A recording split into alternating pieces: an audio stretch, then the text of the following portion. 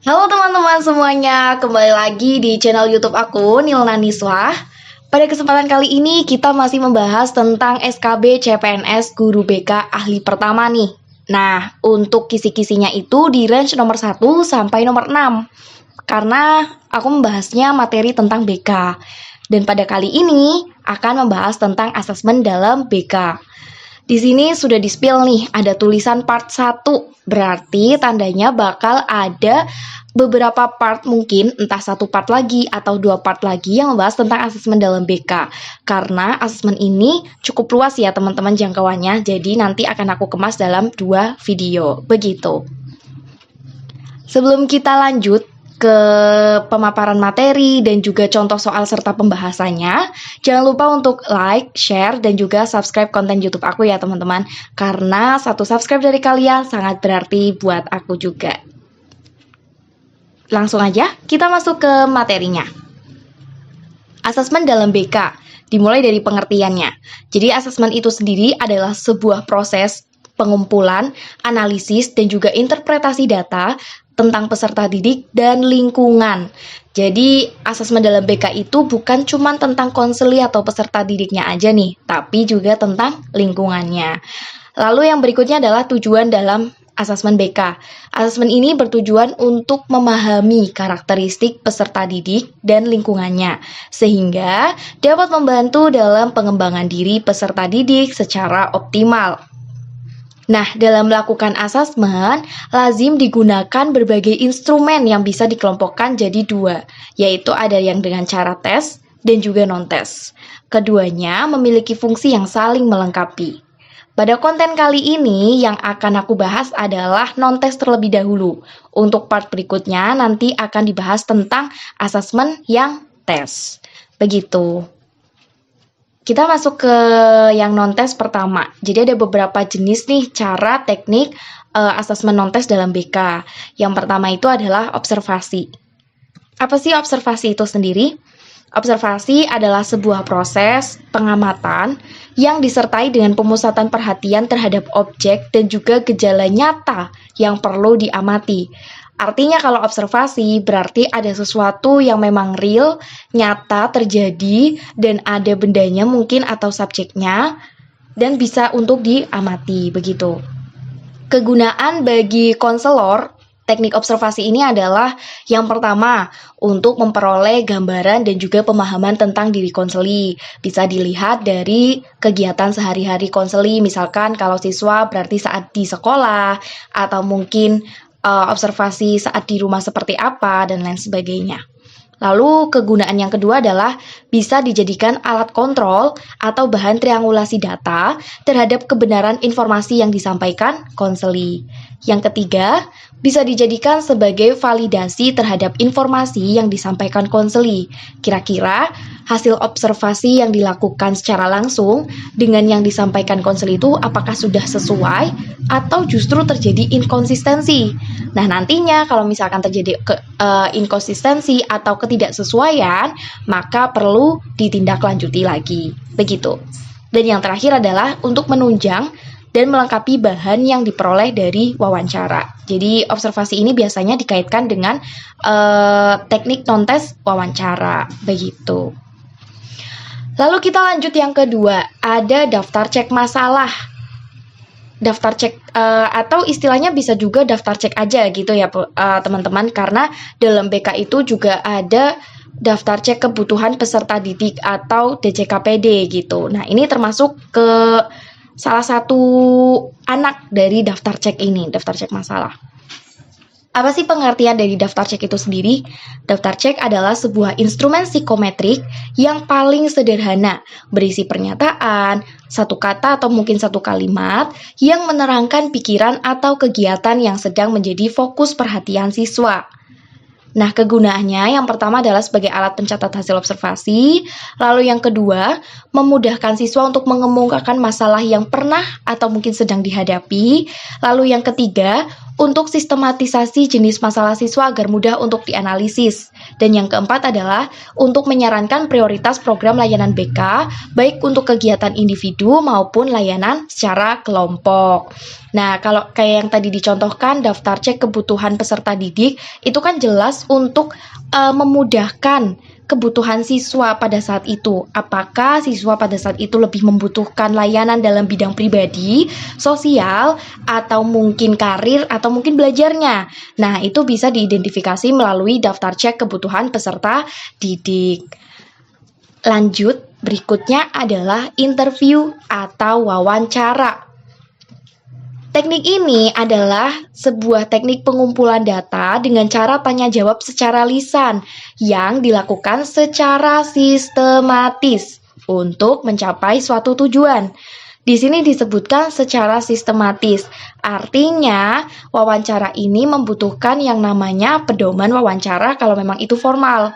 Atau kalau semi formal berarti ada beberapa yang ada di pedomannya dan ada beberapa yang improvisasi dari penanya itu sendiri. Begitu.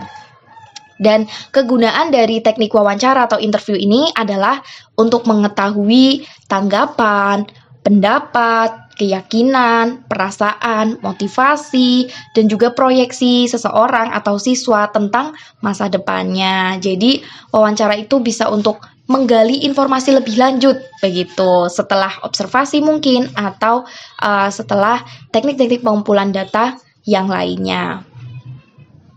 Yang berikutnya adalah angket dan skala psikologis. Nama lain angket adalah kuesioner, atau kuesioner itu artinya sama dengan angket. Nah, dia itu digunakan untuk mengungkapkan data faktual atau opini yang berkaitan dengan diri siswa. Oke, kuncinya di situ terlebih dahulu. Jadi ini secara pengertian dulu ya, nanti akan aku jelaskan secara contohnya. Sedangkan kalau skala psikologis itu digunakan untuk mengungkap konsep psikologis yang menggambarkan kepribadian individu. Misalnya skala psikologis tentang self-compassion, citra diri, self-esteem, kemudian resiliensi, dan lain sebagainya.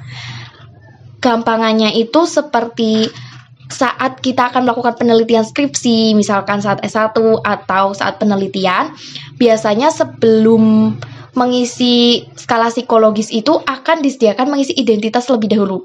Nah, identitasnya itu kayak misalkan nama, NIM, atau misalkan nomor absen, atau asal sekolah, atau mungkin tempat tanggal lahir misalkan, jenis kelamin, dan lain sebagainya. Itu masuknya ke dalam angket. Nah, nantinya untuk isian yang ada di instrumen, misalkan instrumen tentang self-compassion atau misalkan tentang cultural humility atau yang lainnya, maka dia masuknya ke dalam skala psikologis. Jadi begitu ya, harapannya nanti saat misalkan menjadi guru BK di sekolah sudah bisa membedakan antara angket dan juga skala psikologis. Nah, begitu untuk materi tentang assessment test pada kesempatan kali ini. Lanjut, kita masuk ke contoh soal.